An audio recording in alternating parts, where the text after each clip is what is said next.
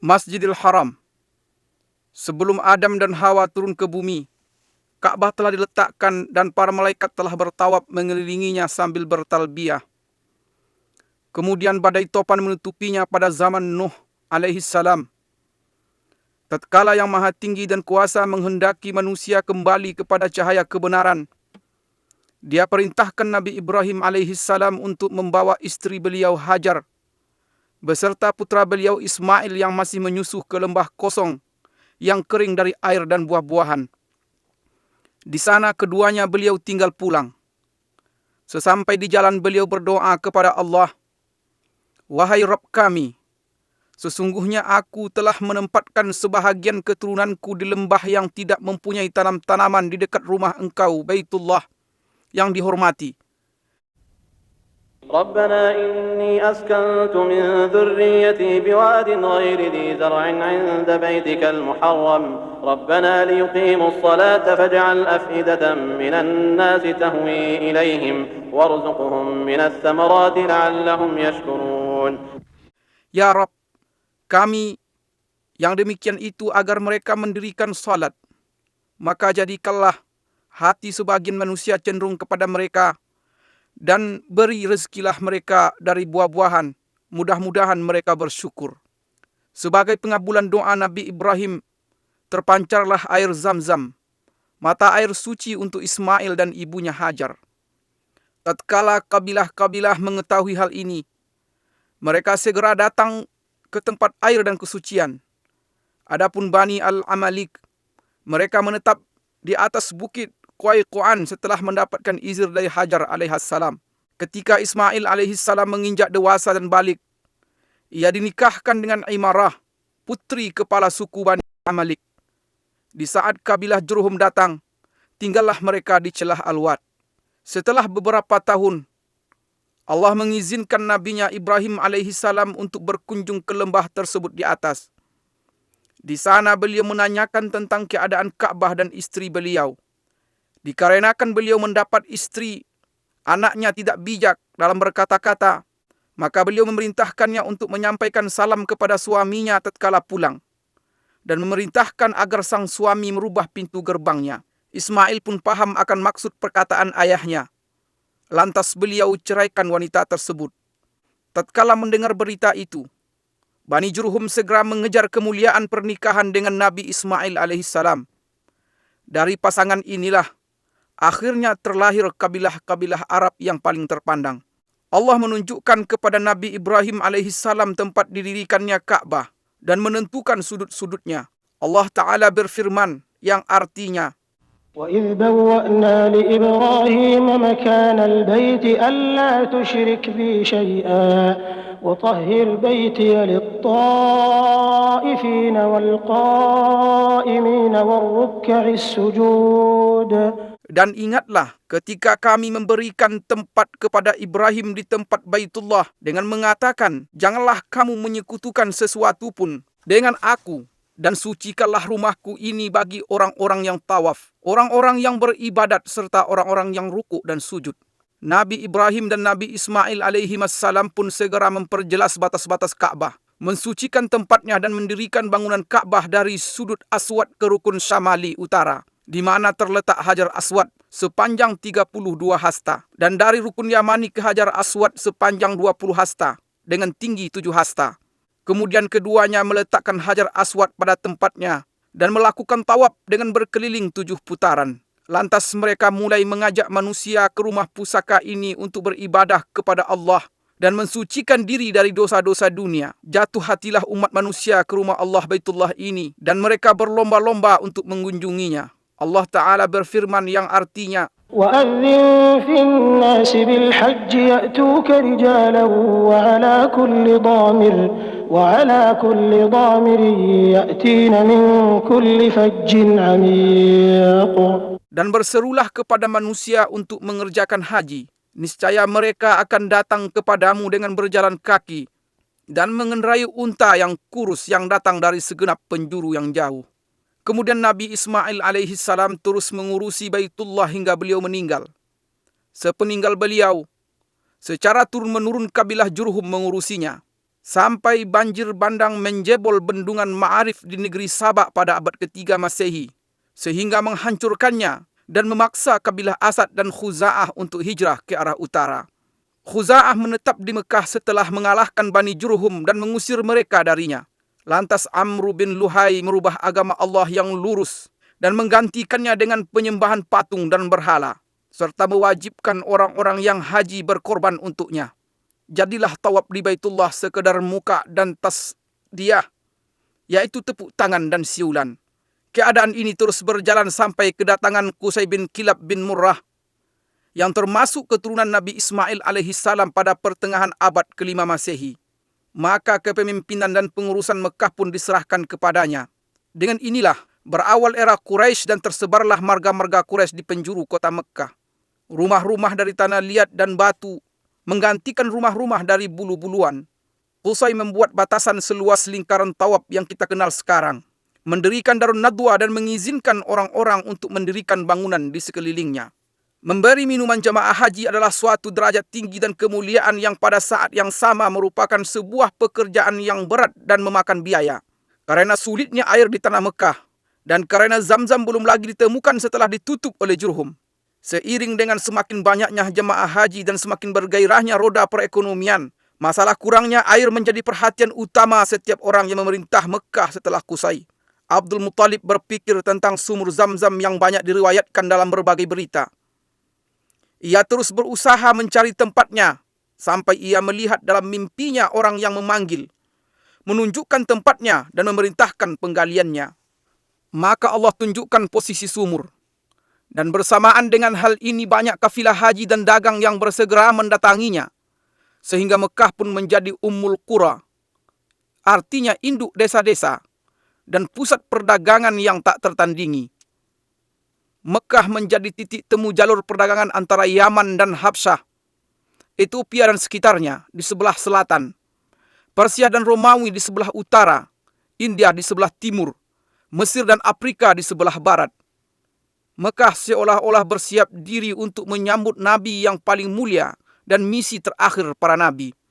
Rasul pilihan sallallahu alaihi wasallam lahir pada tahun Gajah 571 Masehi. Beliau tumbuh dan besar di tanah Mekah di sekitar Baitullah. Masyarakat mengenal beliau dan beliau mengenal mereka. Mereka menaruh kepercayaan terhadap beliau dan berlomba-lomba untuk merebut hati, persahabatan dan kedekatan dengan beliau. Kemudian beliau menikahi Ummul Mukminin Khadijah radhiyallahu anha. Selang beberapa tahun, mulailah perjalanan risalah dan tauhid di depan Gua Hira. Lahirlah umat Islam dan turunlah wahyu. Dengan nama Allah yang Maha Pengasih lagi Maha Penyayang. Allah Ta'ala berfirman yang artinya, bacalah dengan menyebut nama Rabbmu yang menciptakan. Dia telah menciptakan manusia dari segumpal darah. Bacalah, dan Rabbmu lah yang paling pemurah, yang mengajar manusia dengan perantaraan pena. Dia mengajarkan kepada manusia apa yang tidak diketahuinya. Mulailah cahaya dakwah di Mekah memenuhi relung hati bangsa Arab selama 13 tahun. Dan meluncurlah anak panah kedengkian pada Rasulullah SAW. Dakwah beliau dan para sahabat beliau yang terkadang berwujud rayuan dan ada kalanya berbentuk ancaman, penyiksaan, embargo dan intimidasi. Allah pun mengizinkan Nabi SAW untuk berhijrah. Orang-orang musyrik bertekad untuk membunuh beliau. Mereka berkumpul di sekitar Baitullah pada malam hijrah. Mereka membuat tipu daya. Namun Allah juga membuat tipu daya, dan Allah adalah sebaik-baik yang bertipu daya. Allah Subhanahu wa Ta'ala berfirman yang artinya, وَجَعَلْنَا مِنْ بَيْنِ أَيْدِيهِمْ سَدًّا وَمِنْ خَلْفِهِمْ سَدًّا فَأَغْشَيْنَاهُمْ فَهُمْ لَا يُبْصِرُونَ. Dan kami adakan di hadapan mereka dinding, dan di belakang mereka dinding, dan kami tutup mata mereka sehingga mereka tidak dapat melihat. Keluarlah Rasulullah SAW dari Mekah dengan ditemani Abu Bakar As-Siddiq radhiyallahu anhu menuju Yasrib dengan selamat. Meskipun jalan ke Yasrib adalah arah utara, mereka mengambil jalan ke arah selatan Mekah. Di perjalanan, Rasulullah sallallahu alaihi wasallam menoleh ke negeri tempat beliau menghabiskan masa kecil dan awal dakwah beliau sebagai perpisahan dari seorang yang sangat mencintai Baitullah Al-Haram. Kemudian keduanya berjalan bersama sejauh 10 km hingga sampai di Gunung Sur. Lantas naik sampai di Gua Sur untuk istirahat dan bersembunyi. Abu Bakar radhiyallahu anhu sangat mengkhawatirkan nyawa Nabi Muhammad sallallahu alaihi wasallam. Di lain pihak beliau sallallahu alaihi wasallam tidak terbebani dengan hal ini. Beliau berkata, "Wahai Abu Bakar, apa pendapatmu tentang dua orang yang Allah menjadi yang ketiga bagi keduanya?" Allah Ta'ala berfirman yang artinya, إلا تنصروه فقد نصره الله إذ أخرجه الذين كفروا ثاني اثنين إذ هما في الغار إذ يقول لصاحبه لا تحزن إن الله معنا. Jikalau tidak menolongnya, maka sesungguhnya Allah telah menolongnya, yaitu ketika orang-orang kafir musyrikin Mekah mengeluarkannya dari Mekah. Sedang dia salah seorang dari dua orang ketika keduanya berada dalam gua. Di waktu dia berkata kepada temannya, "Janganlah berduka cita, sesungguhnya Allah bersama kita." Wajah Rasulullah sallallahu alaihi wasallam menghilang dari Mekah selama 6 tahun. Akan tetapi kerinduan beliau kepada Baitullah tidak pernah hilang dari hati beliau walaupun sehari pun. Pada suatu hari di tahun 6 Hijriah, beliau keluar bersama 6.500 sahabat dengan maksud umrah. Binatang kurban mereka ada di depan mereka dan mereka tidak membawa senjata selain pedang. Tatkala Quraisy mengetahui kedatangan Rasulullah dan para sahabat beliau, mereka menghalangi dengan 200 pasukan berkuda untuk melarang rombongan Nabi SAW melakukan umrah dan ibadah. Maka Nabi SAW memerintahkan rombongan umrah untuk berputar haluan menuju celah Al-Murad, pintu masuk ke dataran Hudaybiyah di sebelah barat Mekah. Dengan demikian Khalid bin Walid dan pasukan berkudanya tidak bisa melakukan apa yang mereka inginkan. Kemudian Nabi SAW mengirimkan utusan kepada Quraisy untuk meminta agar diizinkan umrah. Utusan ini kembali dengan terlambat dan diisukan bahwa mereka telah dibunuh agar tersebar desas-desus dan kekacauan. Maka di bawah pohon Ar-Ridwan di Hudaybiyah, penyeru kaum muslimin menyerukan kepada baiat Rasulullah SAW untuk memerangi Quraisy. Kala itu, gentarlah Quraisy dan mereka mengumumkan keinginan mereka untuk berdamai dengan kaum muslimin dengan syarat-syarat yang diterima oleh Rasulullah SAW. Akhirnya kaum muslimin pulang dengan perjanjian Hudaybiyah untuk melakukan umrah pada tahun yang akan datang. Pada tahun ke-8 Hijriah, Quraisy melanggar perjanjian. Maka Rasulullah SAW memerintahkan umat Islam untuk berangkat ke Mekah dalam 4 pasukan. 1 pasukan pembuka, 1 pasukan berputar dari arah bawah Mekah di sekitar Jabal Umar. Pasukan ketiga masuk dari arah barat melalui puncak Bukit Uaikan. Dan yang keempat berjalan sejajar dengan Jabal Hindi. Rasulullah SAW memerintahkan pemasangan bendera perang di perbatasan arah depan Masjidil Haram. Akan tetapi penaklukan Mekah berakhir tanpa perang dan Mekah pun kembali aman. Kembalilah para ahli ibadah melakukan rutinitasnya di Baitullah dan kembalilah generasi tauhid di Mekah. Patung dan berhala kesyirikan tumbang di segenap penjuru Mekah. Mulai saat itu Mekah masih terus merasakan nikmat bendera tauhid La ilaha illallah Muhammad Rasulullah. Kemudian dilakukan lagi pembatasan tanah haram Mekah sebagaimana telah dilakukan oleh Nabi Ibrahim alaihissalam atas petunjuk Jibril alaihissalam. Sampai saat ini batas-batas ini masih jelas ditandai dengan tanda yang tidak boleh dimasuki oleh selain Muslim. Batas-batas ini adalah 1. Tan'im yang terletak 6 km dari utara Mekah. Kedua, Wadi Nakhlah yang terletak di sebelah timur laut Mekah sejauh 14 km. Ketiga, Adha, letaknya 12 km dari arah selatan Mekah. Keempat, Sumaisi yang merupakan batas tanah haram di sebelah barat dan terpisah dari Mekah sejauh 15 km. Di dalam Al-Quranul Karim, Mekah Al-Mukarramah disebut di beberapa ayat dengan nama yang berbeda-beda. Di antara nama-nama ini adalah 1. Al-Baladul Haram, artinya tanah haram. Allah Subhanahu wa Ta'ala berfirman yang artinya, "Aku hanya diperintahkan untuk menyembah Rabb negeri ini yang telah menjadikannya haram dan kepunyaannya lah segala sesuatu." Kedua, Ummul Qura, artinya induk desa-desa. Allah Subhanahu wa taala berfirman yang artinya, dan ini Al-Quran adalah kitab yang telah kami turunkan yang diberkahi, membenarkan kitab-kitab yang diturunkan sebelumnya, dan agar kamu memberi peringatan kepada penduduk Ummul Qura. Yang ketiga, Al-Baladul Amin, artinya kota yang aman. Allah Subhanahu wa taala berfirman yang artinya, demi buah tin dan buah zaitun, dan demi bukit Sinai, dan demi bukit Sinai, dan demi kota Mekah ini yang aman.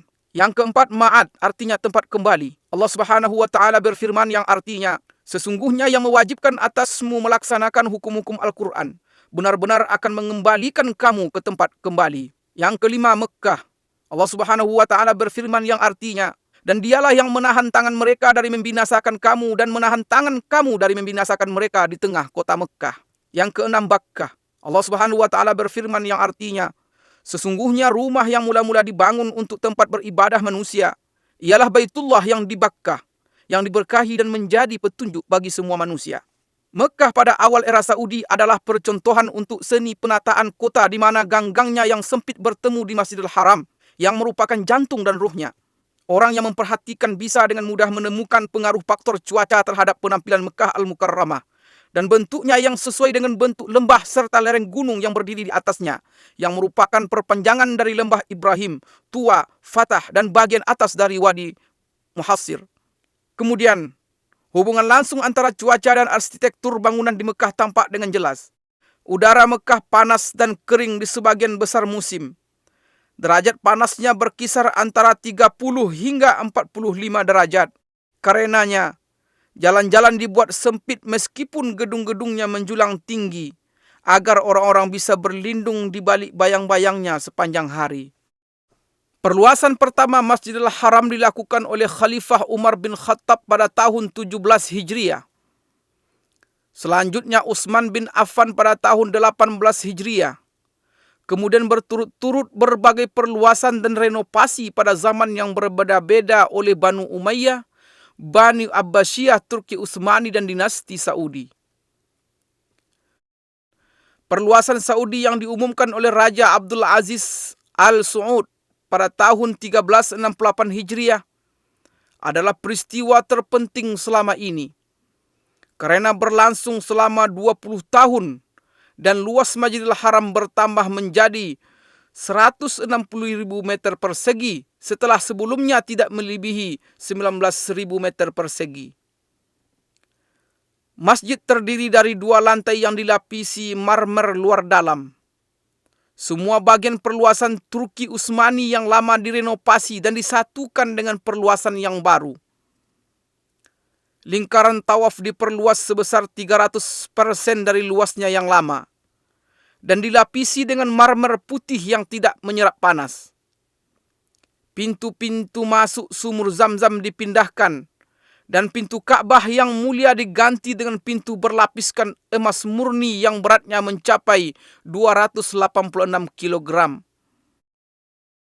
Perluasan juga mencakup Mas'a di antara Safa dan Marwah yang dibangun 2 tingkat. Pelayan 2 tanah haram Raja Fahad bin Abdul Aziz menambahkan beberapa tambahan penting dalam perluasan ini, yang mencakup pembangunan 6 jembatan di Mas'a dan sejumlah tangga listrik bergerak yang digunakan untuk naik ke tingkat atas. Juga perbaikan bagian atas masjid agar bisa digunakan untuk solat dalam keadaan darurat.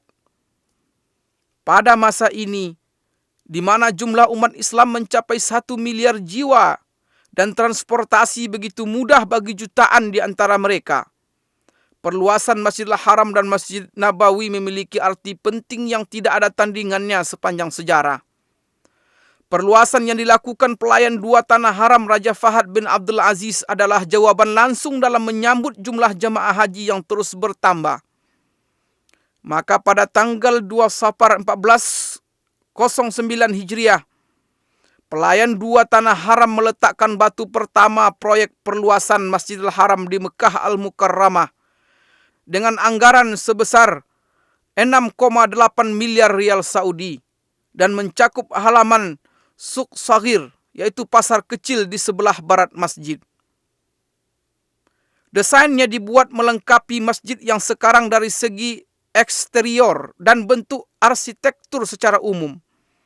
Bangunan perluasan ini meliputi 1 pintu gerbang utama, 14 pintu kecil ditambah pintu-pintu masuk yang ada sekarang.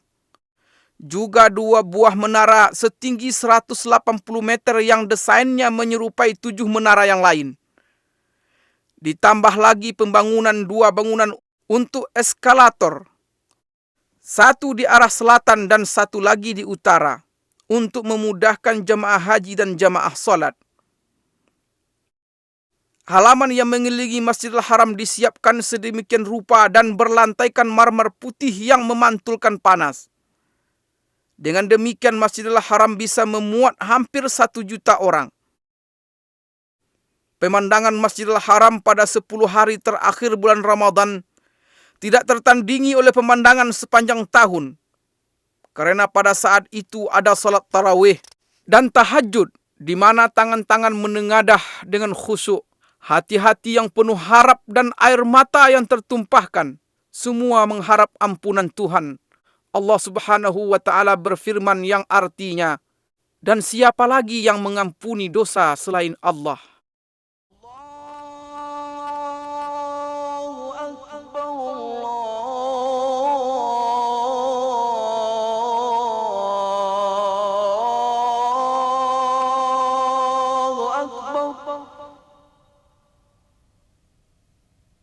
أشهد أن لا إله إلا الله.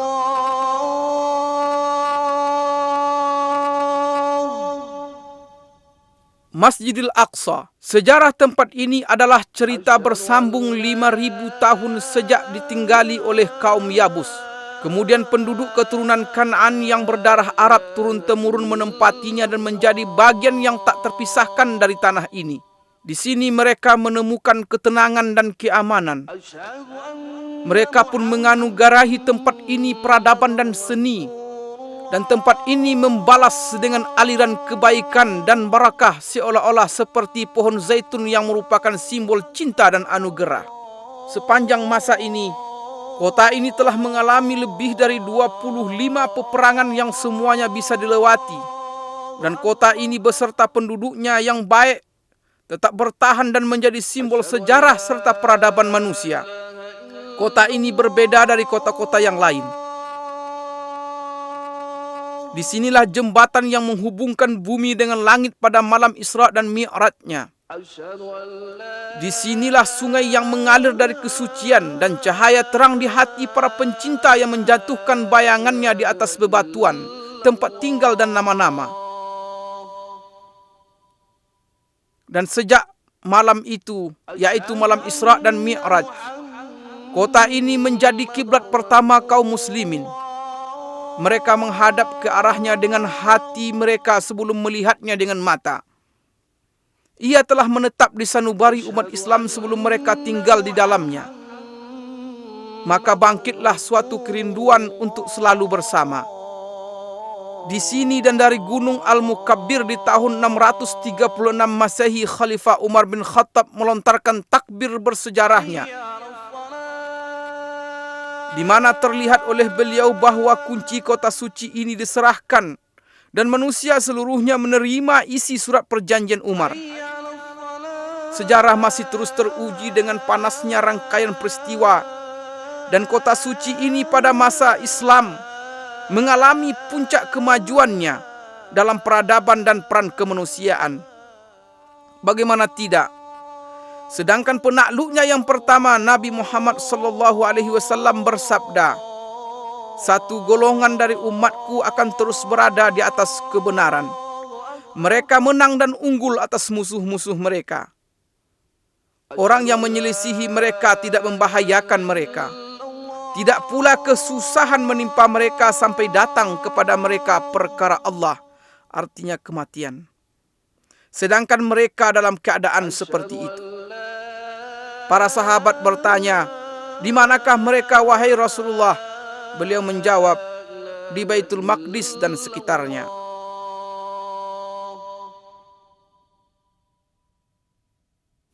Al-Aqsa atau Tanah Kudus yang mulia, luasnya mencapai 146 dan ini mencakup semua bagian yang terletak di dalam pagar Masjidil Aqsa yang diberkahi.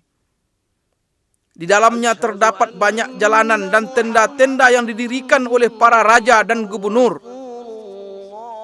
serta banyak jalan air, dan yang paling terkenal jalan air Qaitbay, serta lebih dari 25 sumur air tawar. Ini adalah Masjidil Aqsa yang dirancang oleh Khalifah Umar bin Khattab. Adapun dengan bentuknya yang sekarang, Masjidil Aqsa dibangun oleh Khalifah Abdul Malik bin Marwan dan diselesaikan oleh putranya Khalifah Al-Walid bin Abdul Malik pada tahun 705 Masehi. Dahulu, Masjidil Aqsa diterangi dengan 1.700 lampu. Orang-orang yang tak bisa mengunjunginya mengirimkan minyak untuk menghidupkan lampu-lampu ini.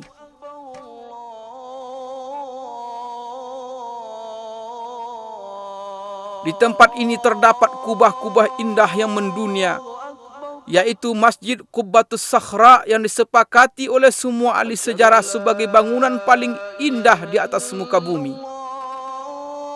Pembangunannya diawasi oleh dua insinyur Palestina, Raja bin Haya dari Baisan dan Yazid bin Salam dari Al-Qudus, Yerusalem pada tahun 691 Masehi di masa pemerintahan Khalifah Abdul Malik bin Marwan. Dan tangan-tangan terampil telah mengukir surat Yasin yang merupakan jantung Al-Quran di jantung Palestina yang terus berdetak dengan tauhid sepanjang zaman.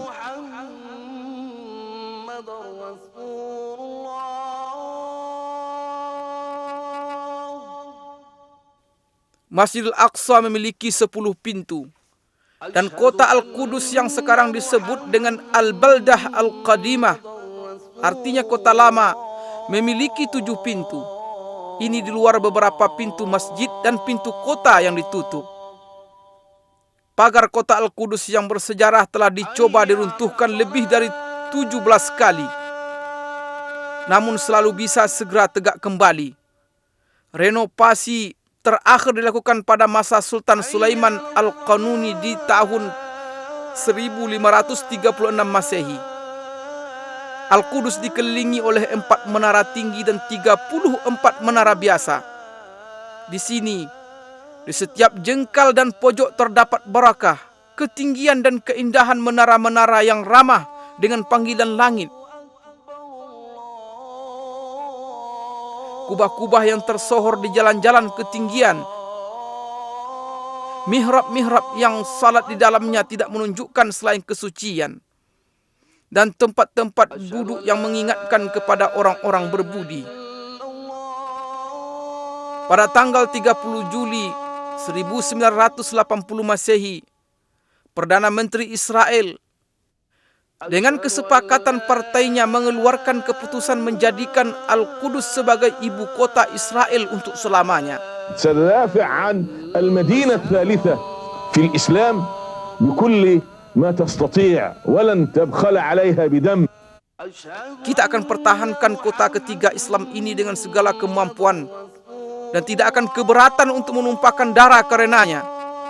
Di saat umat Islam kehilangan ingatan, saat itulah Al-Qudus akan hilang.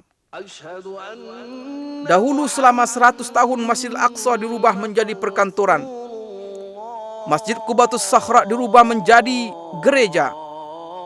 Musalla Al-Marwani menjadi kandang kuda. Suara azan tak terdengar lagi. Hingga Allah berkehendak menyiapkan orang yang mengeluarkan kota yang berharga ini dari kotoran, kelaliman dan penjajahan. Datanglah Salahuddin Al-Ayyubi memasuki Al-Qudus setelah perang Hittin pada tahun 1187 Masehi.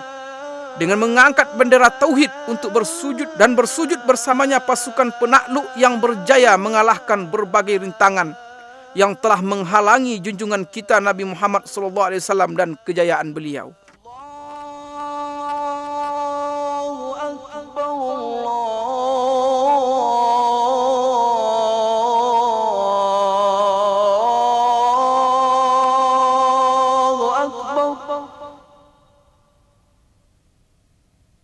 أشهد أن لا إله إلا الله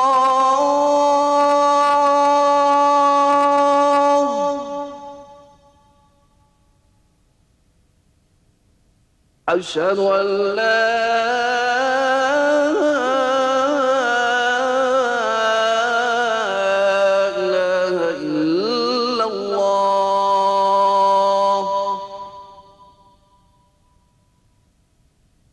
أشهد أن محمدًا رسول الله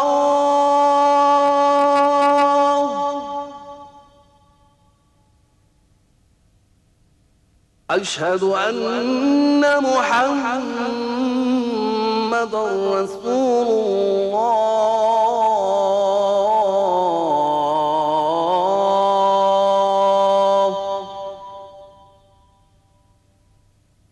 حي على الصلاة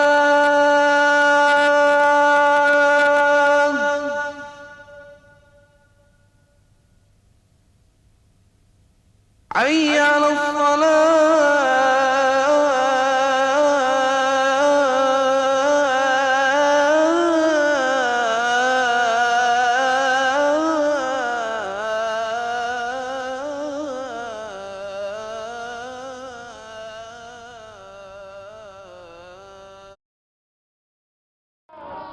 Kota Madinah di antara sejarah dan kemajuan. Selamat datang di kota Madinah Munawwarah, tempat kembalinya keimanan dan tempat tinggal Rasulullah sallallahu alaihi wasallam. Selamat datang di kota Madinah bersama kilauan perkembangan dan kemajuan yang ada di dalamnya. Kita akan membaca perjalanan sejarah kota Madinah dimulai dari zaman dahulu kala sampai zaman yang terang yang menyinari dunia. Nun jauh di sana, di masa generasi keempat dari keturunan Rasulullah Nuh alaihi salam, sebuah gerombolan dari negeri Babil keluar untuk mencari tempat pemukiman baru, yang pada akhirnya mereka mendapatkan sebuah lahan subur yang terlindung oleh gunung-gunung dan bebatuan gunung berapi yang ada di sekitarnya. Kemudian mereka menetap di tempat itu. Kemudian mereka membangun sebuah perkampungan kecil yang dinamakan dengan nama pemimpin mereka, Yathrib. Maka berkembanglah Yathrib. Beberapa riwayat menyebutkan bahwa penduduk kaum Amalik, keturunan dari Nabi Nuh alaihissalam, telah bertempat tinggal di sana pada abad ke-23 sebelum hijrah, serta menyebutkan bahwa Madinah terikat hubungan dengan kerajaan Ma'iniyah pada abad ke-12 sebelum hijrah. Beberapa relief yang berhasil ditemukan menunjukkan bahwa pada abad ke-11 sebelum hijrah, Yathrib selama 10 tahun berada di bawah kekuasaan Raja Babylon Nabonid yang bertempat tinggal di Taima. Dan pada abad ke-5 sebelum hijrah, kaum Yahudi yang telah diporak-porandakan oleh Romawi berdatangan ke sana. Dan pada abad ke-3 sebelum hijrah, suku Aus dan Khazraj pada berdatangan dari Yaman dan juga ikut menetap di Yathrib. Dan sepanjang abad yang lalu, berdatangan pula beberapa suku yang berdekatan, baik dengan berombongan ataupun secara perorangan. Maka terbentuklah sebuah masyarakat yang beraneka ragam, sebuah masyarakat petani yang ulet. Perkebunan kurma, ladang sayuran, dan buah-buahan mulai tersebar di seluruh penjuru Yathrib.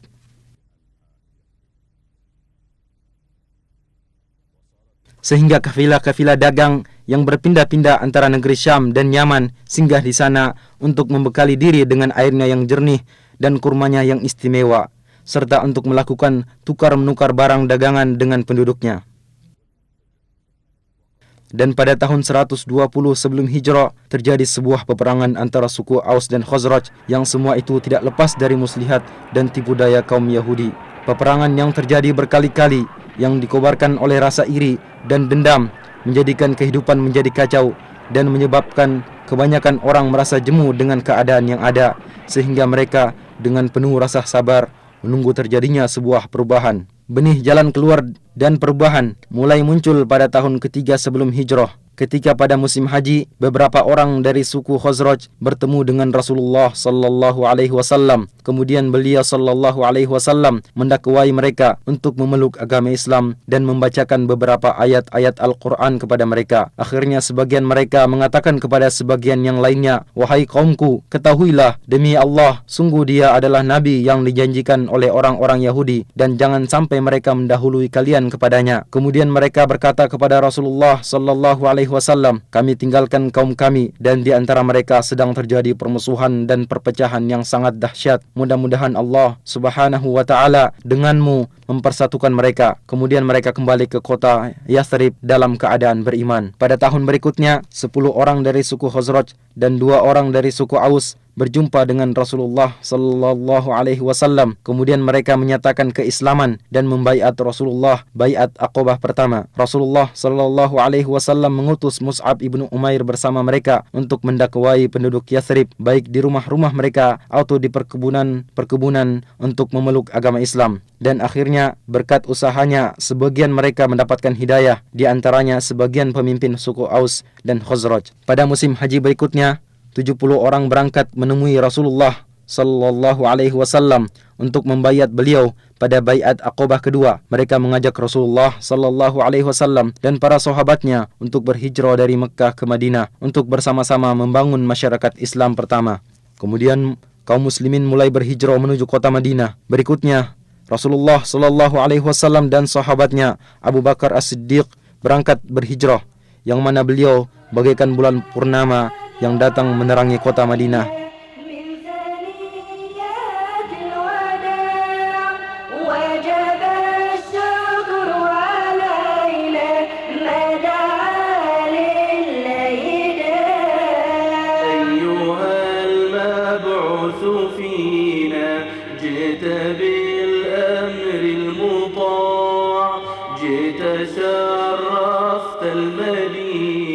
Dan mulailah perubahan besar dalam sejarah. Segala sesuatu berubah. Namanya berubah dari Yathrib menjadi Madinah.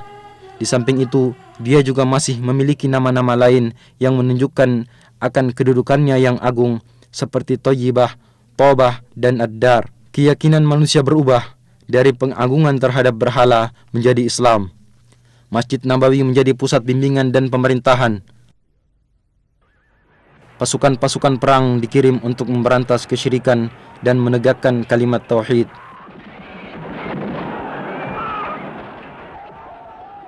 Pada tahun kedua Hijriyah, di tempat sejauh 160 km dari kota Madinah, terjadi perang Badar. Kaum musyrikin berhasil dikalahkan, bahkan pembesar dan pemimpin mereka terbunuh, sehingga menimbulkan niat dari mereka untuk membalas dendam. Dan pada bulan Syawal tahun ketiga Hijriyah, mereka menuju ke kota Madinah. Kedua belah pihak bertempur di bawah gunung Uhud. Kaum muslimin berperang dengan gagah berani. 70 orang dari mereka gugur syahid, di antaranya Hamzah paman Rasulullah sallallahu alaihi wasallam. Dan akhirnya kaum musyrikin mundur dan kembali ke kota Mekkah. Dan pengiriman pasukan dan peperangan yang terus-menerus menyebabkan kaum musyrikin tersakiti, sehingga suku Quraisy bersekutu dengan suku musyrikin lainnya. Dan pada tahun kelima Hijriyah, mereka kembali berangkat menuju ke kota Madinah dengan harapan mampu menghancurkan masyarakat Islam.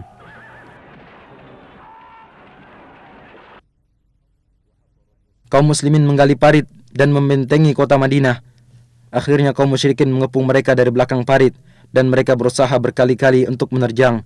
Akan tetapi kaum muslimin berhasil memukul mundur mereka. Mereka dihinakan oleh Allah Subhanahu wa ta'ala dan Allah mengirimkan angin topan yang menyambar-nyambar. Akhirnya mereka mundur dan kembali dengan kekalahan.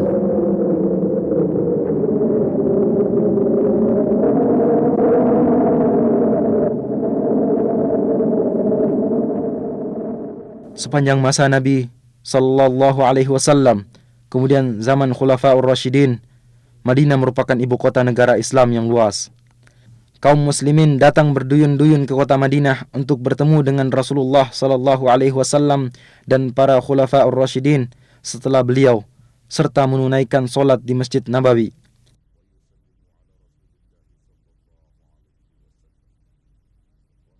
Bersamaan dengan bertambahnya masyarakat Islam, maka dirasakan perlunya perluasan Masjid Nabawi.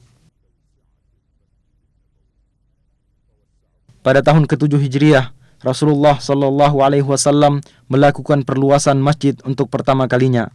Kemudian pada tahun ke-17 Hijriyah, Khalifah Umar ibn Khattab melakukan perluasan dengan merenovasi bangunan seperti bentuknya semula.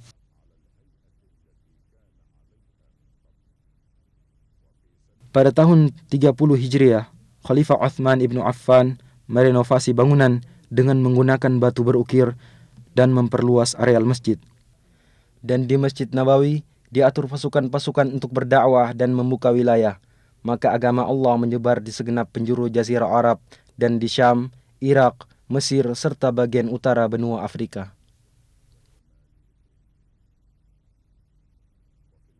Di zaman Umawi, pemerintahan dipindahkan ke kota Damaskus, dan bersamanya pindah pula lah denyut kehidupan politik dan gejolaknya. Madinah telah menjadi sebuah wilayah pemerintahan yang tenang. Ladang dan perkebunan semakin banyak, sampai-sampai terlihat di sekitar Wadi Aqiq tiada lagi tempat untuk bangunan. Keadaan terus berjalan seperti ini sampai pertengahan dinasti Abbasiyah, di mana pada permulaannya muncul Imam Malik ibnu Anas rahimahullah. Kemudian banyak orang dari berbagai penjuru datang untuk belajar di majelisnya, di antaranya Imam Asy-Syafi'i rahimahullahu ta'ala.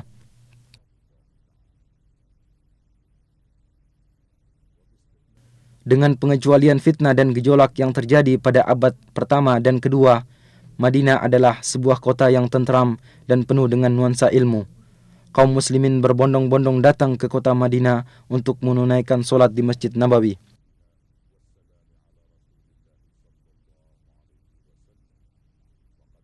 Khalifah Al-Mahdi memerintahkan agar diadakan perluasan Masjid Nabawi dan mempertahankan bangunan lama.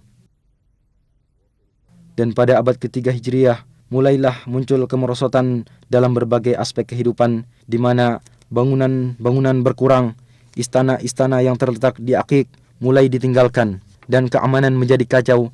Sering terjadi perampasan terhadap kafilah-kafilah dagang. Kota Madinah menyusut hingga terbatas dalam pagar kota yang dibangun pertama kali pada tahun 263 Hijriah. Beberapa kali pagar kota dibangun dan diperluas hingga mencakup perluasan kota yang masih sangat terbatas. Demikianlah keadaan kota Madinah yang mengalami masa pasang surutnya hingga abad ke-10 Hijriah. Pada tahun 578 Hijriah, di saat perang salib sedang berkecamuk, salah seorang pemimpin perang salib yang bernama Arnaud mengirimkan sebuah pasukan dengan menggunakan kapal. Mereka bersembunyi-sembunyi menuju ke Laut Merah, kemudian mendarat di Yambo, kemudian menuju ke kota Madinah. Maka pasukan Salahuddin Al-Ayyubi rahimahullah mengejar mereka dan akhirnya berhasil menghadang mereka dalam jarak perjalanan 1 malam dari kota Madinah. Sebagian besar dari mereka berhasil dibunuh dan yang lainnya ditawan, dan Allah masih tetap menjaga kota Madinah dari kejahatan mereka. Pada tanggal 5 Rajab tahun 654 Hijriah, sebuah gunung besar yang terletak di sebelah timur kota Madinah meletus dan mengalirkan sebuah sungai lahar ke arah barat menuju ke kota Madinah, lalu dengan takdir Allah Ta'ala menyimpang ke arah utara. Gunung tersebut terus memuntahkan laharnya sekitar 3 bulan lamanya. Pada tahun 886 Hijriah, kobaran api yang disebabkan oleh sambaran petir melahap bangunan Masjid Nabawi dan menghancurkan sebagian besar dari bangunan masjid, akan tetapi kamar Nabi selamat dari lalapan api. Kemudian atas dana dari Sultan Qutbai, bangunan Masjid Nabawi dikembalikan lagi.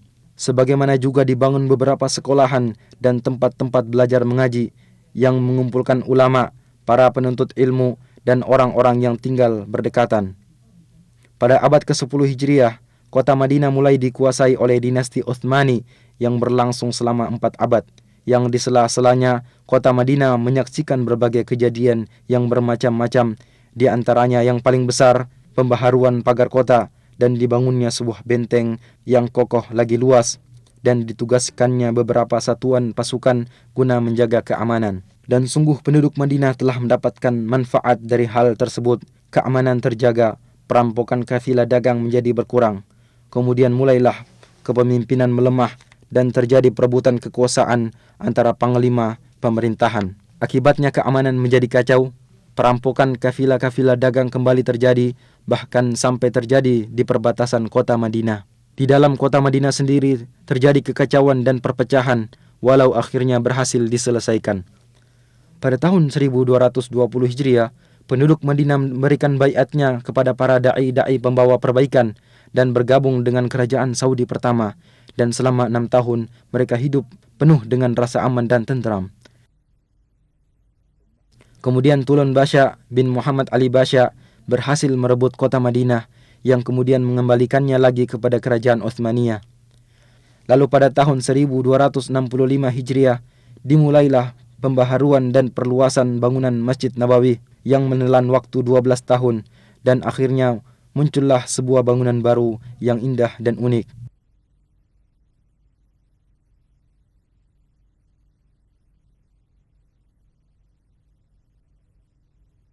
Pada tahun 1318 Hijriah, kota Madinah dihubungkan dengan kota Istanbul melalui sebuah stasiun radio yang besar dan kuat, serta mampu berhubungan dengan stasiun-stasiun radio lainnya.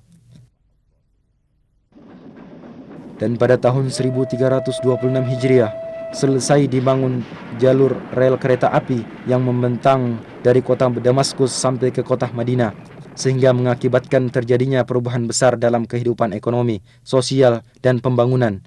Jumlah penduduk meningkat dari 10.000 menjadi 80.000. Kegiatan dagang berkembang pesat dan kekayaan melimpah.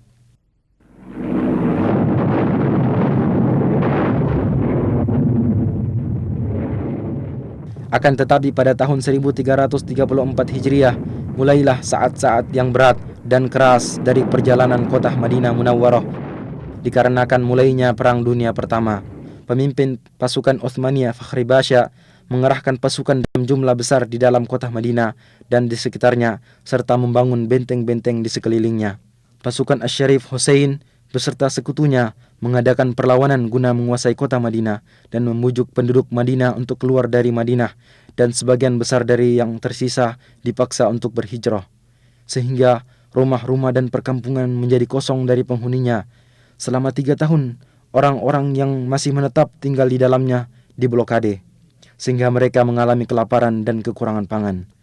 Penderitaan ini berhenti dengan runtuhnya dinasti Utsmaniyah dan keluarnya pasukan Utsmaniyah dari kota Madinah pada tahun 1337 Hijriah.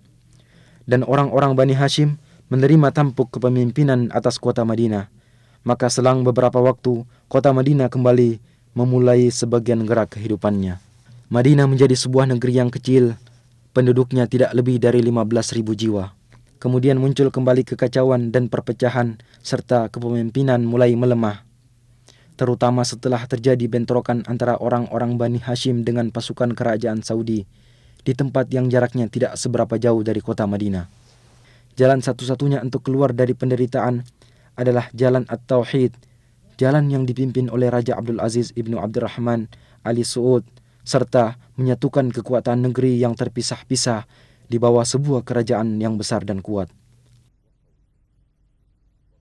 Dan pada tanggal 19 bulan Jumadil Ula tahun 1344 Hijriah, utusan dari kota Madinah mengumandangkan baiat kepada Raja Abdul Aziz. Maka ini adalah titik awal dari perjalanan baru dan kejayaan dari sejarah kota Al-Madinah Al-Munawwarah zaman sekarang, masa-masa tentram, kemajuan serta keberhasilan. Pada tanggal 23 bulan Rabiul Awal tahun 1345 Hijriah, Raja Abdul Aziz berkunjung ke Madinah dan bertatap muka dengan penduduk dan utusan-utusan dari kabilah-kabilah yang berdekatan. Dan pada tahun 1370 Hijriah, Raja Abdul Aziz memerintahkan untuk diadakan perluasan Saudi pertama. Maka dibelilah tanah-tanah di sekitar masjid dan serambi bagian utara dihancurkan. Kemudian dibangun kembali dan masjid lebih dari 6.000 meter persegi.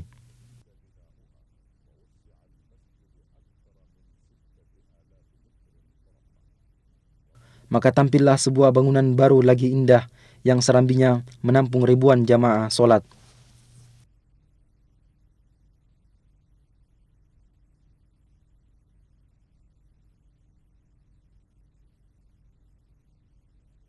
Pembangunan mencakup areal yang luas, sehingga luas kota Madinah menjadi berlipat ganda. Tempat-tempat pendidikan pada berbagai jenjang bertambah jumlahnya. Dan pada tahun 1381 Hijriah, dibukalah Universitas Islam Madinah dan mulai menerima anak-anak berbagai negeri Islam dalam jumlah yang cukup banyak guna belajar ilmu-ilmu Islam dan bahasa Arab di sana.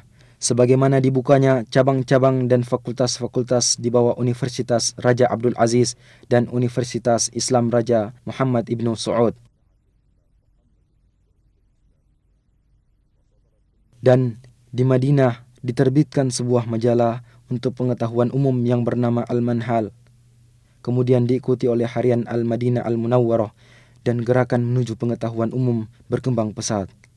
Pada 10 tahun pertama dari abad ke-15 Hijriah, Madinah mengalami perubahan kemajuan yang sangat besar pada segala aspek. Khadimul Haramain Asy-Syarifain Raja Fahd memerintahkan untuk dibentuk sebuah tim khusus yang terdiri dari beberapa menteri guna pembangunan dan pengembangan kota Madinah. Maka pada saat-saat itulah pembangunan mengalami loncatan pesat dan dimulailah proyek-proyek besar, dan di antara yang paling penting, proyek perluasan Masjid Nabawi dan proyek pengembangan pusat perkotaan.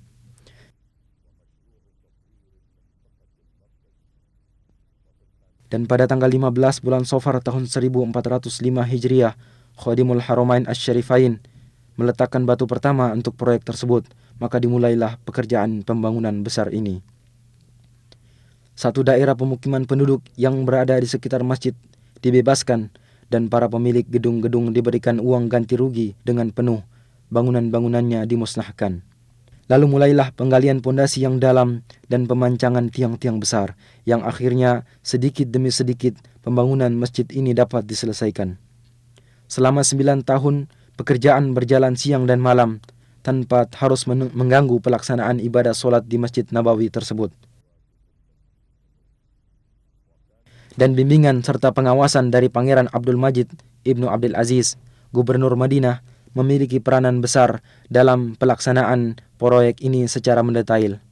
Akhirnya pembangunan selesai dan diresmikan oleh Khadimul Haramain Raja Fahd Ibnu Abdul Aziz pada tahun 1414 Hijriah.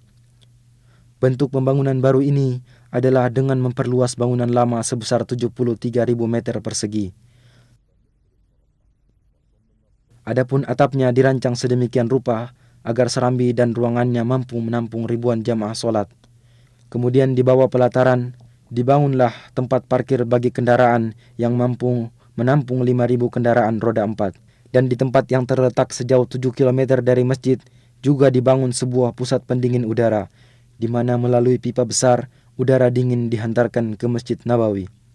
Sungguh Masjid Nabawi telah menjadi sebuah bangunan yang istimewa, di mana di dalamnya para peziarah akan menikmati saat-saat beribadah yang tenang dan menyenangkan. ذلك فضل الله يؤتيه من يشاء والله ذو الفضل العظيم. Sebuah proyek besar lain, yaitu proyek pengembangan pusat kota, mengiringi perluasan Masjid Nabawi ini. Proyek ini dirancang dengan cermat dan terpadu, dan luasnya mencakup 2,5 juta meter persegi, separuhnya untuk bangunan dan separuh lainnya untuk pertamanan, jalan, trotoar, kuburan baki, dan tempat-tempat pelayanan. Dan dengan cepat telah bermunculan pula komplek-komplek besar untuk perumahan dan pertokoan yang masing-masing bangunan terdiri dari ratusan apartemen dan kamar penginapan serta ratusan pertokoan yang dibangun dengan desain terbaru. Demikianlah seakan-akan sebuah kota yang dibangun dengan rancangan arsitek dan peralatan modern mengitari Masjid Nabawi. Setiap orang akan merasakan kehidupan yang menyenangkan dan pelayanan yang lengkap.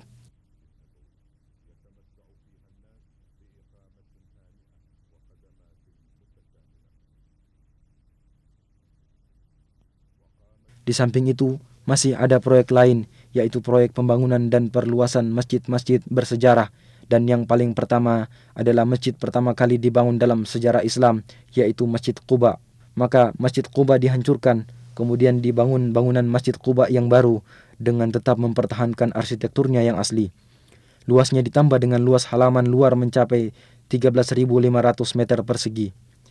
Daerah sekitarnya diatur sedemikian rupa, sehingga dalam bentuknya yang baru, Masjid Quba menampakkan ciri khasnya tersendiri.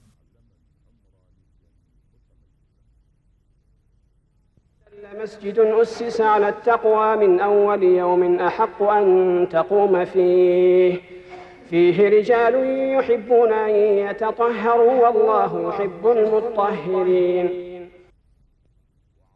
Dan di pintu gerbang masuk kota Madinah, tepatnya di daerah Dzul Khulaifah, terletak sebuah masjid kecil tua dan bersejarah, yaitu Masjid Miqat, tempat orang yang hendak haji atau umroh berihram. Khadimul Haramain Asy-Syarifain memerintahkan agar masjid tersebut diperbaharui dan diperluas. Maka dibangunlah masjid tersebut agar menjadi tempat ibadah sekaligus terminal yang lengkap bagi orang-orang yang hendak bepergian keluar kota Madinah.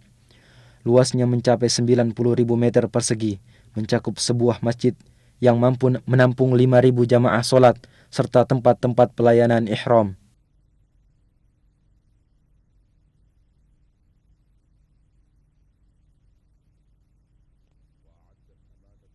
Dinas Tata Kota Madinah membuat perencanaan kota yang membagi kota atas 3 lapis lingkaran. Pada setiap perkampungan dibangun taman-taman agar Madinah tetap subur dan hijau. Keanggunan model yang melengkapi keagungan isi akan semakin menampakkan norma-norma keimanan yang diemban oleh kota ini sepanjang sejarah. Sementara itu, orang yang bertempat tinggal di dalamnya atau berziarah ke sana akan mendapatkan manisnya iman, tempat tinggal yang tenteram, serta ketenangan jiwa. Dan di antara tanda-tanda kemajuan yang menunjukkan akan ciri khas kepribadian sejarah serta norma-norma keimanan Madinah Munawwarah, percetakan kitab suci Al-Quran, markaz ilmu, dan percetakan terbesar di dunia yang dikhususkan untuk pelayanan Al-Quranul Karim. Tergabung di dalam percetakan ini sejumlah ulama, cendekiawan, dan ahli qiraat, yaitu ahli baca Al-Quran yang bertugas mengoreksi penulisan kitab Allah, Al-Quranul Karim. Sementara itu, percetakan dilengkapi dengan alat-alat cetak termodern dan bertugas mencetak kitab suci Al-Quran beserta terjemahannya dalam berbagai bahasa umat Islam.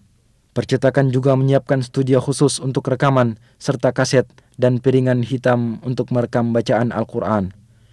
Percetakan ini sampai sekarang telah mempersembahkan lebih dari 130 juta mushaf Al-Quran beserta terjemahannya dalam berbagai ukuran.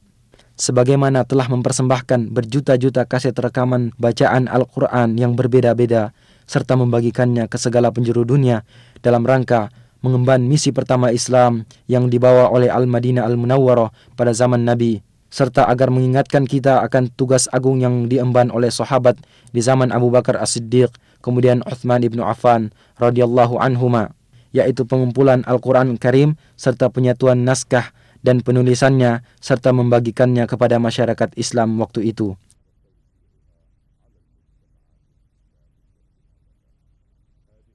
Ini semua adalah tanda-tanda dari kepribadian Al-Madinah Al-Munawwarah agar selalu mengemban kehormatan ini, kehormatan melayani kitab Allah Ta'ala, agar kecintaan terhadap kota Madinah selalu berada dalam sanubari setiap muslim sebagai realisasi atas doa Rasulullah sallallahu alaihi wasallam, ya Allah, jadikanlah kami cinta terhadap Madinah sebagaimana cinta kami terhadap Makkah atau lebih. Ya Allah, berikanlah keberkahan pada kota Madinah kami, dan semoga Allah selalu melimpahkan salawat dan salamnya atas Nabi Muhammad, keluarga dan sahabat-sahabatnya.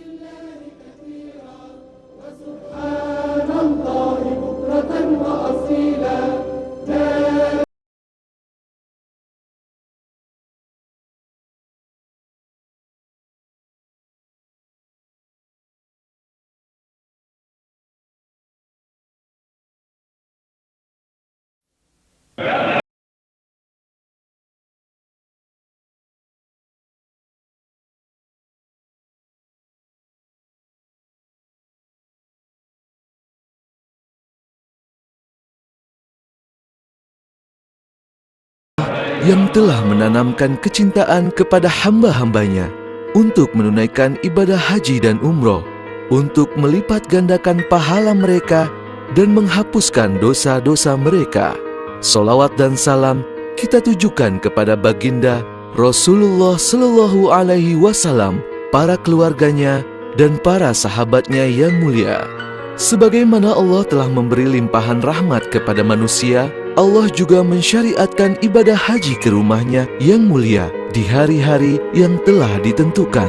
Mereka berdatangan dari seluruh penjuru dunia menuju tempat yang paling mulia, dan Allah telah menjadikan ibadah haji sebagai rukun Islam kelima bagi siapa yang mampu melaksanakannya.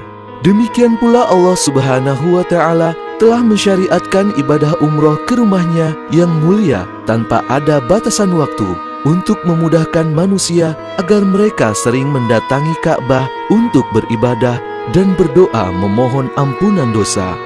Saudaraku yang sedang mempersiapkan diri menunaikan ibadah haji dan umroh, marilah kita fahami hukum-hukum, syarat, rukun dan wajib haji serta umroh agar kita mendapat pahala kesempurnaan menuju umroh yang makbul dan haji yang mabrur. Hukum umroh menurut Imam Hanafi dan Maliki, hukum umroh adalah sunnah muakkad sekali seumur hidup. Namun, menurut Imam Syafi'i dan Hambali, hukumnya adalah wajib 1 kali dalam seumur hidup, kecuali bagi penduduk Mekah. Mereka tidak wajib melaksanakannya. Keutamaan ibadah umroh. Umroh adalah ibadah yang paling utama dan paling tinggi nilai pahalanya, serta paling banyak menghapuskan dosa. Di dalam Al-Quran, Allah Subhanahu wa Ta'ala telah memerintahkan kepada kita untuk menyempurnakan pelaksanaannya. Allah berfirman, "Wa atimul hajja wal umrata lillah," dan sempurnakanlah olehmu ibadah haji dan umroh karena Allah. Rasulullah Shallallahu Alaihi Wasallam bersabda, dari satu umroh ke umroh berikutnya merupakan penghapus dosa yang terjadi antara keduanya, dan haji yang mabrur itu tak ada balasannya kecuali surga. Diriwayatkan dari Abdullah bin Mas'ud, beliau berkata, Rasulullah Shallallahu Alaihi Wasallam bersabda, sertakanlah antara haji dan umroh, sesungguhnya keduanya dapat menghilangkan kefakiran dan dosa sebagaimana hilangnya karat dari besi, emas, dan perak. Hadis riwayat At-Tirmizi. Diriwayatkan dari Abi Hurairah radhiyallahu anhu, beliau bersabda, barang siapa yang mendatangi rumah ini, artinya Ka'bah, dan dia tidak melakukan perbuatan-perbuatan yang tidak baik, serta tidak pula berbuat fasik, niscaya dia kembali bersih dari dosa, sebagaimana hari ketika ia dilahirkan oleh ibunya. Hadis riwayat Bukhari dan Muslim. Dan juga diriwayatkan dari Abi Hurairah radhiyallahu anhu, sesungguhnya Rasulullah Shallallahu Alaihi Wasallam bersabda, para jamaah haji dan umroh itu adalah tamu-tamu Allah. Maka apabila mereka berdoa, niscaya Allah kabulkan, dan apabila mereka memohon ampun, niscaya akan diampuni. Hadis riwayat Bukhari dan Muslim. Diriwayatkan dari Umar radhiyallahu anhu berkata, Nabi Shallallahu Alaihi Wasallam bersabda, sertakanlah antara haji dan umroh, sesungguhnya menyertakan keduanya dapat menambah umur, menghilangkan kefakiran dan dosa sebagaimana hilangnya karat dari besi, emas, dan perak. Hadis riwayat Baihaqi. Diriwayatkan dari Abi Hurairah radhiyallahu anhu, sesungguhnya Rasulullah Shallallahu Alaihi Wasallam bersabda, barang siapa keluar untuk melakukan ibadah umroh, kemudian dia meninggal dunia, maka Allah tuliskan baginya pahala orang yang berumroh sampai hari kiamat. Hadis riwayat Abu Ya'la. Ada beberapa hadis yang diriwayatkan tentang keutamaan umroh di bulan Ramadan, antara lain yang diriwayatkan oleh Ibnu Abbas radhiyallahu anhu. Sesungguhnya Rasulullah Shallallahu Alaihi Wasallam telah bersabda, ibadah umroh di bulan Ramadan sama nilainya dengan ibadah haji bersamaku. Hadis riwayat Bukhari dan Muslim.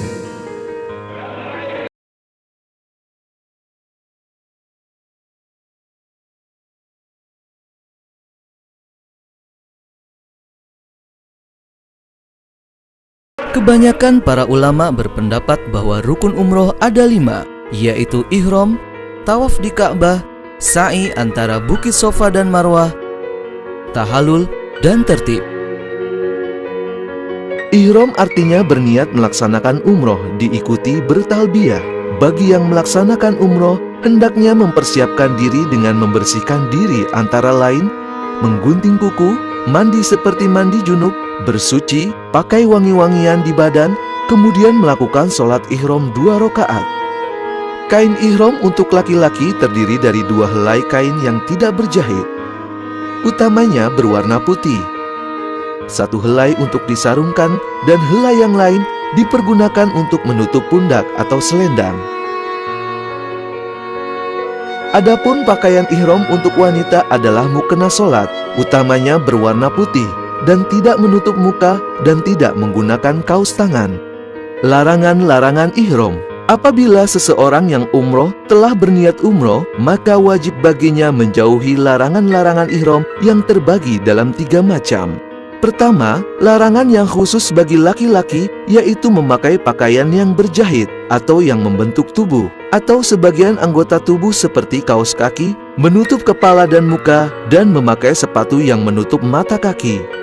Kedua, larangan khusus untuk wanita, yaitu menutup muka dengan sesuatu yang melekat dengan kulitnya, dan memakai 2 sarung tangan.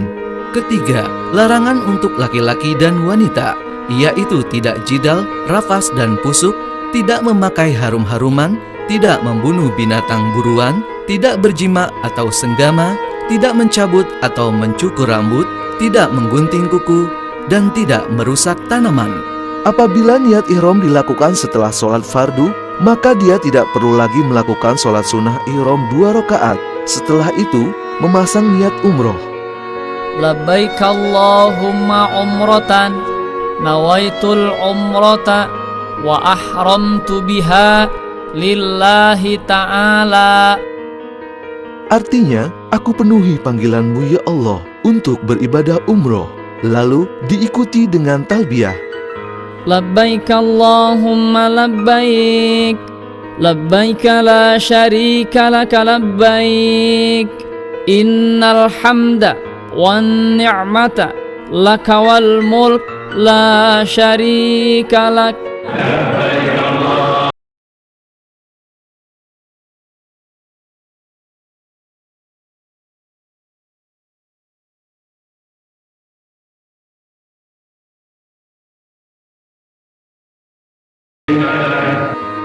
Ihram wajib dilakukan di mikot yang dibagi 2 macam, yaitu mikot zamani artinya mikot waktu dan mikot makani artinya mikot tempat. Para ulama berpendapat bahwa mikot zamani untuk umroh adalah sepanjang tahun bagi orang yang selain melakukan haji. Maka siapa saja boleh berihram dan melakukan umroh sepanjang tahun. Sedangkan Imam Hanafi berpendapat umroh itu makruh tahrim jika dilakukan pada hari Arafah dan 3 hari sesudahnya. Dasarnya adalah perkataan Aisyah radhiyallahu anha, umroh itu diperbolehkan sepanjang tahun kecuali 4 hari, yaitu Arafah, Idul Adha, dan 2 hari setelahnya.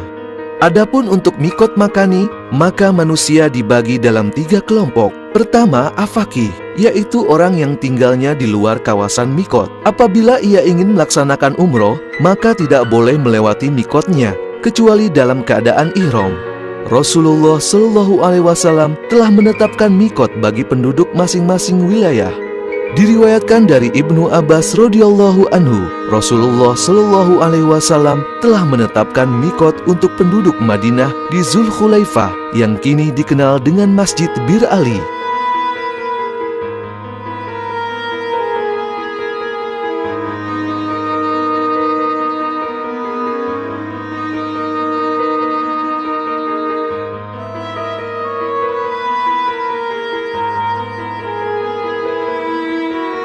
Bagi penduduk Syam di Al-Zulfa yang sekarang berihram di Rabi, penduduk Najd di Kornul Manazil, sedangkan bagi penduduk Yaman adalah di Yalamlam. Kemudian Rasulullah Shallallahu Alaihi Wasallam bersabda, mikot-mikot tersebut adalah bagi masing-masing penduduknya dan juga bagi siapa saja yang melewatinya yang berniat untuk melakukan haji dan umroh.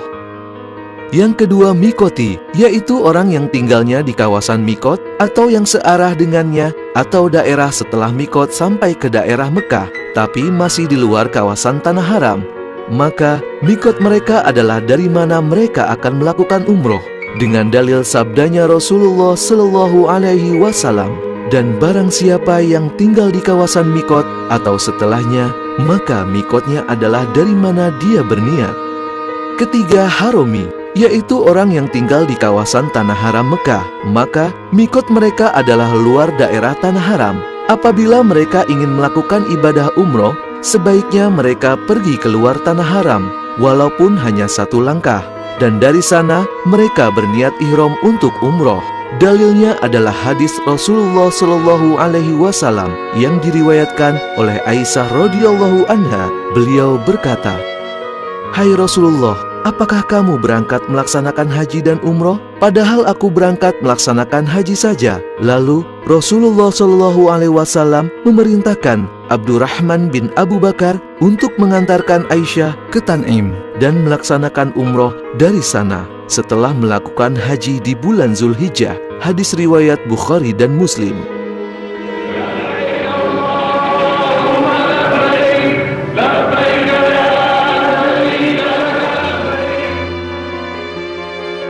Menurut para ulama, disunahkan perbanyak baca talbiyah, mulai dari niat sampai ketika mau melakukan tawaf.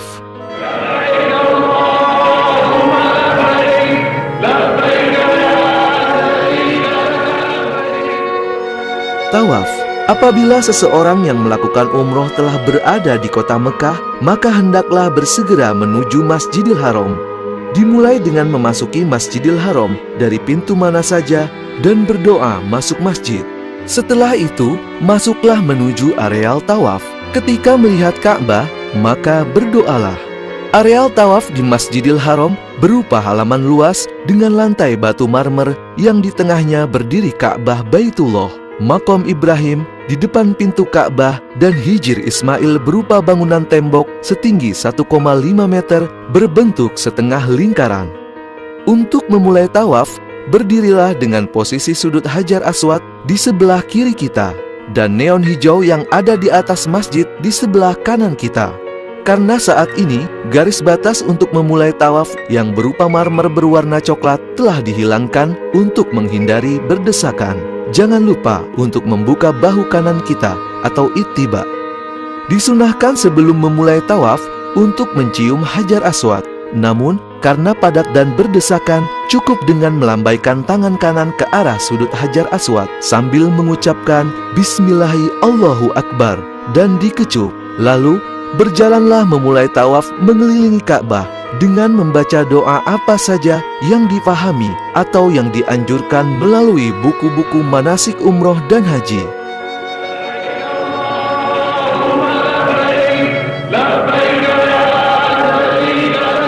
Ketika mencapai rukun Yamani, yaitu sudut sebelum sudut Hajar Aswad, berikan isyarat dengan melambaikan tangan kanan dan ucapkan Bismillahi Allahu Akbar tanpa dikecup. Dilanjutkan dengan doa Rabbana atina fid dunya hasanah wa fil akhirati hasanah wa qina adzabannar.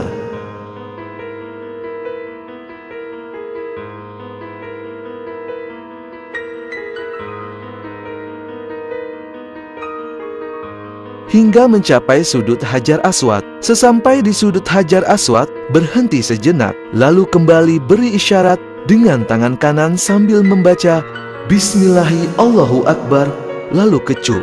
Lanjutkan tawaf putaran kedua dan seterusnya hingga 7 putaran sempurna. Jika di tengah perjalanan tawaf kita batal wudu, maka berhentilah dan ingat di putaran berapa kita terakhir tawaf. Maka berwudulah dan lanjutkan kembali tawaf di mana tempat terakhir kita batal wudu untuk menyempurnakan 7 putaran.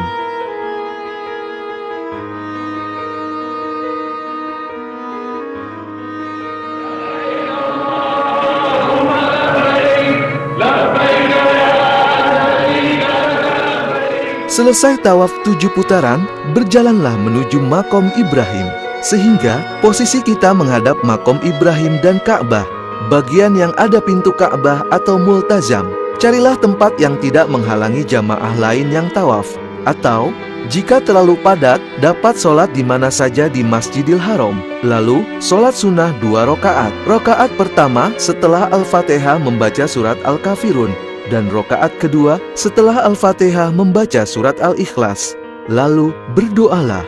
Setelah sholat sunnah 2 rakaat, lanjutkan dengan minum air zam-zam yang berada di pinggiran tempat tawaf untuk menyegarkan diri sambil berdoa, Allahumma inni nas'aluka ilman nafi'an wa rizqan wasi'an wa sifaan min kulli da'in birahmatika ya arhamar rahimin.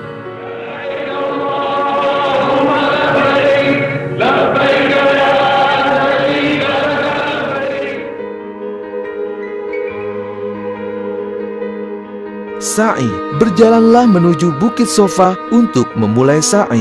Ketika naik ke Bukit Sofa, baca doa, Bismillahirrahmanirrahim. Abda'u bima bada'allahu bih wa rasuluh. Inna as-safa wal marwata min sya'airillah. Faman hajjal baita aw i'tamara fala junaha alaih an yattawafa bihima wa man tatawwa'a khaira fa innallaha syakirun alim. Setelah berada di Bukit Sofa, menghadaplah ke Ka'bah dan berdoa. Lalu mulailah berjalan menuju Bukit Marwah dengan banyak berdoa apa saja.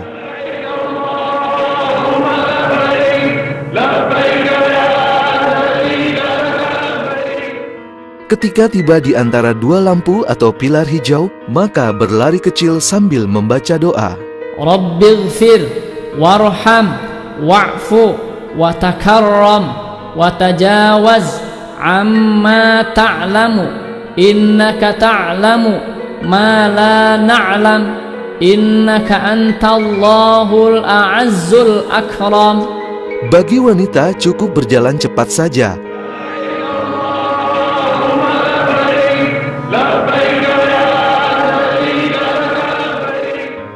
Lintasan sa'i saat ini telah diperluas dan terdiri dari 3 lantai dan biasa dipakai adalah lantai 1 dan 2. Untuk jamaah yang menggunakan kursi roda, maka lintasan sa'i berada di tengah. Setelah melewati 2 pilar hijau, berjalanlah kembali hingga sampai Bukit Marwah dan ketika mendaki, bacalah doa. Inna as-safa wal marwata min sya'airillah. Faman hajjal baita aw i'tamara fala junaha alaih an yattawafa bihima wa man tatawwa'a khairan fa innallaha syakirun alim. Ketika di atas Bukit Marwah, bacalah tuntunan doa yang ada atau doa yang lain yang dipahami. Dari Sofa ke Marwah terhitung 1 putaran, dan dari Marwah ke Sofa 2 putaran, sehingga putaran ke-7 akan berakhir di Bukit Marwah. Dianjurkan ketika melakukan sa'i dalam keadaan bersuci atau berwudu. Namun, jika batal di tengah-tengah melaksanakannya, maka tidak mengapa. Selesaikan sa'i hingga 7 putaran.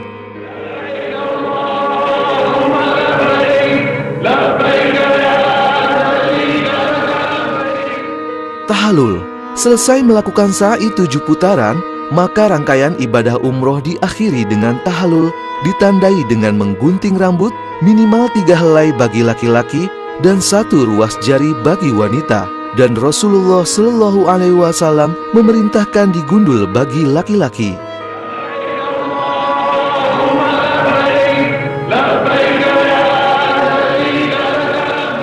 Untuk jamaah haji Indonesia, kebanyakan adalah haji tamattu, yaitu umroh dan haji dikerjakan terpisah.